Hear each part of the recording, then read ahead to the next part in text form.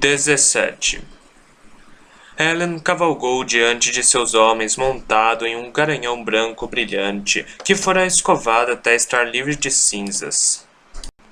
Ele virou a montaria, passando os olhos pelas fileiras de soldados nervosos. Eles esperavam sob a luz do fim da tarde, e Helen viu o terror que lhes dominava. Tinham ouvido rumores que foram confirmados por seu imperador no dia anterior. Naquela noite, o exército seria imunizado em relação às brumas. Helen cavalgou pelas fileiras, o general Demou montado em um cavalo ruão ao seu lado. Os dois cavalos eram grandes corcéis de batalha, trazidos da viagem mais para impressionar do que por sua utilidade. Helen e os outros oficiais passariam a maior parte do caminho em barcos no canal, não no lombo de animais. Não se preocupava com a moralidade da decisão de expor as tropas às brumas, ao menos não naquele momento. Helen havia aprendido algo muito importante sobre si mesmo. Ele era honesto, talvez honesto demais. Se estivesse inseguro, o sentimento ficaria estampado no rosto. Os soldados sentiriam sua hesitação. Então aprendeu a confiar suas preocupações e considerações para momentos em que estava apenas com seus confidentes mais próximos. Aquilo significava que Ven via muito de seus conflitos. Por outro lado, ficava livre em outros momentos para projetar sua confiança. Movia-se com rapidez, fazendo as ferraduras do cavalo baterem como trovoadas para que os homens ouvissem. Às vezes escutava os capitães gritando para que os homens ficassem firmes. Mesmo assim, Helen via a ansiedade nos olhos deles. E podia culpá-los? Naquele dia enfrentariam um inimigo com o qual não podiam lutar e ao qual não tinham como resistir.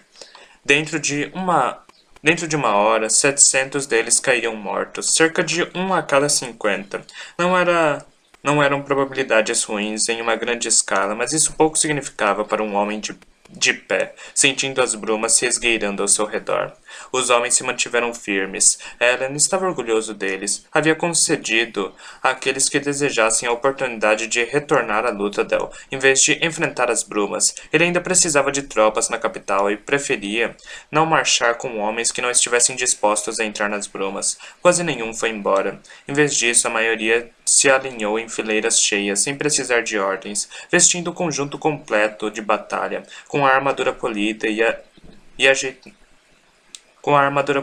azeitada e uniformes, que pareciam tão limpos quanto possível no ermo terreno manchado de cinzas. Parecia correto para Helen que estivessem de armadura, fazia parecer que seguiam para a batalha, e em certo sentido realmente seguiam. Os homens confiavam nele, sabiam que as brumas avançariam na direção de Lotadel e entendiam a importância de capturar as cidades com cavernas de depósito. Acreditavam na capacidade de Ellen de fazer algo para salvar suas famílias. A confiança o deixava ainda mais determinado. Ele puxou as rédeas do cavalo, virando um animal gigantesco ao lado de uma fileira de soldados. Avivou o peltre, deixando o corpo mais forte, dando mais potência aos pulmões, e em seguida tumultuou as emoções dos homens para deixá-los mais corajosos. Sejam fortes! Gritou. Cabeças se viraram em sua direção e o retinir das armaduras aquietou. Sua voz ficou tão alta aos ouvidos que ele precisou amortecer seu estranho. Essas brumas vão derrubar alguns de nós. No entanto, a maioria permanecerá intocada, e a maioria dos que caírem se recuperará. Após isso, nenhum de nós precisará temer as brumas de novo. Não podemos chegar à cidade de Phaedrus sem termos sido imunizados. Se fizéssemos isso, estaríamos correndo o risco de ser atacados pela manhã, enquanto estivéssemos sob as tendas. Nossos inimigos forçariam nossa saída para as brumas de qualquer forma, e teríamos de lutar com um cesto de nossos homens convulsionando ao chão. Ele virou o cavalo. Demou seguiu atrás dele e cavalgou pelas fileiras. Não sei por que as brumas matam, mas confio no sobrevivente. Ele chamava a si mesmo de Lorde das Brumas. Se alguns de nós morrerem, esta será a vontade dele. Fiquem firmes. Seus lembretes pareceram ter algum efeito. Os soldados ficaram um pouco mais empertigados, olhando para o ocidente, na direção do sol poente. Helen puxou uma vez as rédeas do cavalo, aprumando a postura e ficando à vista de todos. Eles parecem fortes, milord, Demou disse em voz baixa, movendo o cavalo até Helen. Foi um bom discurso. Helen assentiu. Milord, o que o senhor disse sobre o sobrevivente foi para valer? Claro. Desculpe, milord, não quis questionar sua fé. É que, bem, O senhor não precisa manter a farsa da crença se não quiser. Dê minha palavra, Demou, Ellen disse, franzindo a testa e olhando para o general cheio de cicatrizes. Sempre cumpra minha palavra. Eu acredito no senhor, milord. O senhor é um homem honrado. Mas... Demou hesitou. Mas, se o senhor não acredita de verdade no sobrevivente, não acho que ele gostaria que o senhor falasse em seu nome. Ela não abriu a boca para responder Demou por sua falta de respeito, mas se refreou. O homem falava com honestidade de coração. Não era o tipo de coisa a se punir. Além disso, talvez ele tivesse razão. Não sei no que acredito, Demou, Ellen disse, olhando para o campo de soldados lá atrás. Com certeza não é no Senhor Soberano. As religiões de Sazed foram extintas séculos atrás, e mesmo ele parou de falar sobre elas. Parece que me resta a Igreja do Sobrevivente como única opção real. Com todo respeito, milord, Demou disse, essa não é uma demonstração de fé muito forte. Venho tendo problemas com a minha fé ultimamente, Demou, respondeu Ellen, erguendo os olhos para observar flocos de cinzas pairando pelo ar. Meu último deus foi morto pela mulher com quem acabei me casando. Uma mulher que vocês dizem ser uma figura religiosa, mas que rejeita sua devoção. Demou assentiu em silêncio. Não rejeito seu Deus, Demou. O que eu disse foi real. Acredito que ter fé em Kelsier seja a melhor das opções, e considerando o que virá nos próximos meses, prefiro acreditar que alguma coisa, qualquer coisa, esteja lá fora para nos ajudar. Ficaram em silêncio por alguns instantes. Sei que a Lady Herdeira contesta nossa adoração ao sobrevivente, milord, disse Demou, por fim. Ela o conheceu como eu o conheci. O que ela não entende é que o sobrevivente se tornou muito mais do que apenas o homem chamado Kelsier. Ellen franziu o senho. Parece que vocês fizeram dele um deus de forma calculada, Demou. Que vocês acreditam nele apenas como um símbolo. Demou negou com a cabeça. Estou dizendo que Kelsier era um homem, mas um homem que ganhou algo, um manto maior, uma porção de algo eterno e imortal. Quando morreu, não era apenas Kelsier, o líder do bando. O senhor não acha estranho que ele não fosse um nascido das brumas antes de ir às minas? É assim que a Elomancia funciona, Demou. Você não ganha poderes até o estalo, até enfrentar algo traumático, algo que quase o mata. E o senhor não acha que Kelsier possa ter vencido esse tipo de coisa antes das minas? Milord, ele foi um ladrão que roubava de obrigadores e nobres, levava uma vida muito perigosa. Não acha que poderia ter evitado espancamentos, riscos de morte e angústias emocionais? Ellen parou. Ele ganhou seus poderes nas minas, disse em voz baixa. Porque algo mais o acometeu. As pessoas que o conheciam falam de como mudou quando voltou de lá. Tinha um propósito. Era impulsionado para concluir algo que o restante do mundo acreditava ser impossível. Demou sacudiu a cabeça. Não, milord. Kelsier, o homem, morreu naquelas minas, e Kelsier, o sobrevivente, nasceu. Ele recebeu um grande poder, além de grande sabedoria, de uma força que está acima de todos nós. Por isso conseguiu fazer o que fez. Por isso nós o adoramos. Ele ainda tinha as tolices de um homem, mas tinha as esperanças de uma divindade. Ellen se virou para o outro lado. Sua parte racional e erudita entendia exatamente o que estava acontecendo. Kelsier estava sendo gradualmente deificado e sua vida cada vez mais mistificada por aqueles que o seguiam. Kelsier precisava ser coberto por um poder celestial, pois a igreja não podia continuar a reverenciar um simples homem.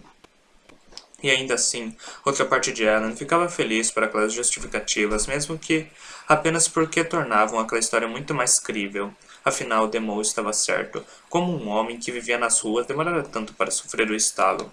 Alguém gritou. Ellen ergueu os olhos, examinando as fileiras. Homens começaram a se mexer, quando as brumas apareceram, erguendo-se no ar, como plantas em crescimento. Ele não conseguia ver o soldado que havia caído. Logo, encontrá-lo se tornou irrelevante, pois outros passavam a gritar. O sol começou a ser obscurecido, reluzindo vermelho conforme se aproximava do horizonte. O cavalo de Ellen arrastava as patas com nervosismo. Os capitães ordenavam que os homens permanecessem firmes, mas Ellen ainda conseguia ver movimento. No grupo à sua frente, bolsões apareciam nas fileiras, à medida que homens caíam aleatoriamente no chão, como marionetes cujos fios haviam sido cortados. Estremeciam na terra enquanto os outros soldados se afastavam, horrorizados, a bruma movendo-se em todos os lugares. Eles precisam de mim, Ellen pensou, agarrando as rédeas, puxando as emoções daqueles ao seu redor. Demou, vamos cavalgar. Virou o cavalo. Demou não o seguiu. Ellen voltou-se. Demou! O quê? Imediatamente ele ficou sem fôlego. Demou estava em meias brumas, tremendo de forma horrível. Sob as vistas de Ellen, o general deslizou da cela, caindo sobre as camadas de cinza no chão. Demou! Ellen gritou, apeando, sentindo-se um tolo. Jamais havia parado para se perguntar se Demou era suscetível. Simplesmente supusera que o general, como Ven e os outros, já estava imune. Ellen se ajoelhou ao lado de Demou, suas pernas nas cinzas, ouvindo os soldados gritando e os capitães berrando para manter a ordem. Seu amigo se sacudia e se retorcia, arfando de dor, e as cinzas continuavam a cair. Rashek não resolveu todos os problemas do mundo. Na verdade, a cada coisa que ele de fato conseguia consertar, novos problemas subsequente fosse Na verdade, a cada coisa que ele de fato conseguia consertar, novos problemas surgiam. No entanto, era esperto bastante para que cada problema subsequente fosse menor do que os anteriores. Então, em vez de plantas que morriam pelo sol distorcido e pelo chão cheio de cinzas, acabamos com plantas que não ofereciam nutrição bastante. Ele salvou o mundo. É verdade que a quase destruição dele foi sua culpa, para começar. Mas considerando todas as coisas, fez um trabalho admirável, ao menos não libertou ruína, como nós fizemos. 18. Caesar deu uma palmada no ombro do cavalo, fazendo-o sair a galope. Os cascos do animal chotavam montinhos de cinzas compactadas enquanto ele corria. Sua pelagem fora muito branca no passado, agora exibia um tom sujo de cinza. Suas costelas começavam a aparecer. Estava mal nutrido, ao ponto de não ser mais razoável esperar que carregasse um cavaleiro, e eles não tinham mais como separar comida para o animal. Bem, essa é uma visão triste, Brice observou, em pé ao lado de Caesar, na estrada coberta de cinzas. Sua guarda de 200 soldados esperava em silêncio, observando o animal correr. Caesar não conseguia evitar o sentimento de que a soltura daquele último cavalo era um símbolo. Acha que ele vai sobreviver? Acredito que ele ainda poderá fossar embaixo das cinzas e encontrar alimento por um tempo, Caesar falou, mas será difícil. Brisa grunhiu. Viver vem sendo difícil para todos nós ultimamente. Bem, desejo a melhor das sortes para o animal. Você vai se juntar a Ariane e a mim na carruagem? Caesar olhou para o veículo atrás dele, que fora tornado mais leve e modificado para que pudesse ser puxado por soldados. Haviam removido as portas e pendurado cortinas no lugar, além de também terem retirado partes da traseira. Com o peso menor e 200 homens para se revezar, o veículo não seria um grande fardo. Ainda assim, Caesar sabia que se sentiria culpado por ser puxado por outros. Seu antigo instinto de serviçal era forte demais. Não, Caesar respondeu. Vou andar um pouco. Obrigado. Brisa assentiu, caminhando até a carruagem para sentar-se com Ariane, um soldado segurando um guarda-sol sobre sua cabeça, até que entrasse. Agora, exposto às cinzas, Caesar puxou o capuz da túnica de viagem, ergueu a pasta no braço e caminhou a passos largos até a frente da fileira de soldados. Capitão Goradel, o senhor pode continuar a marcha.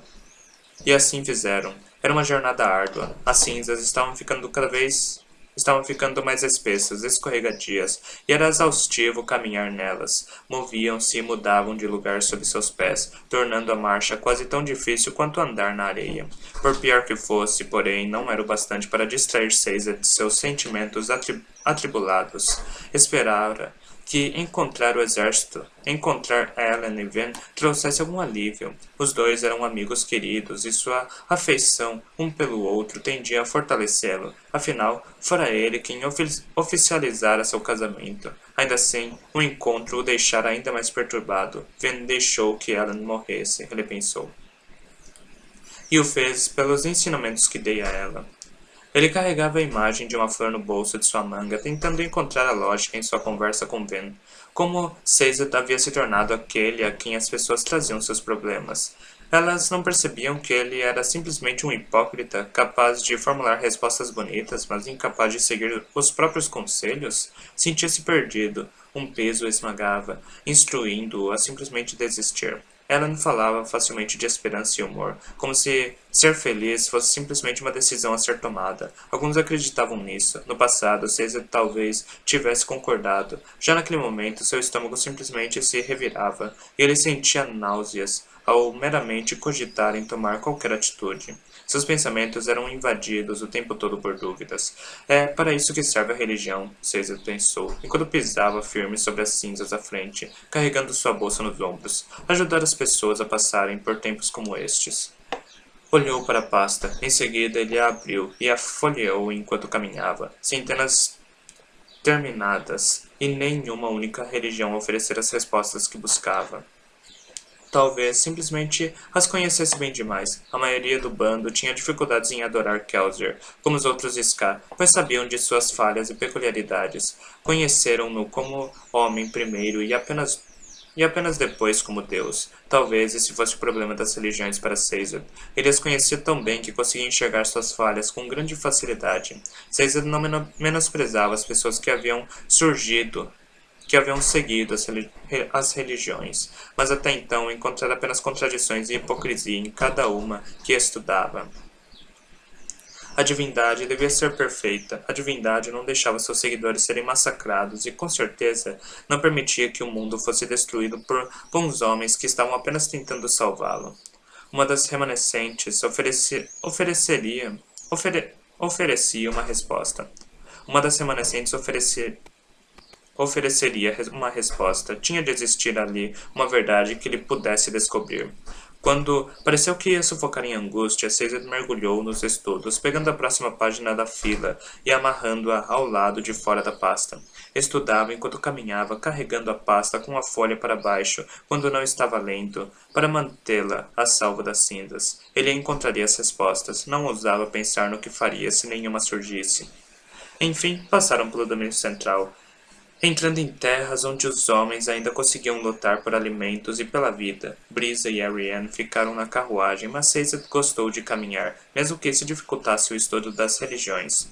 Ele não sabia ao certo o que pensar dos campos cultivados. Passaram por dezenas deles.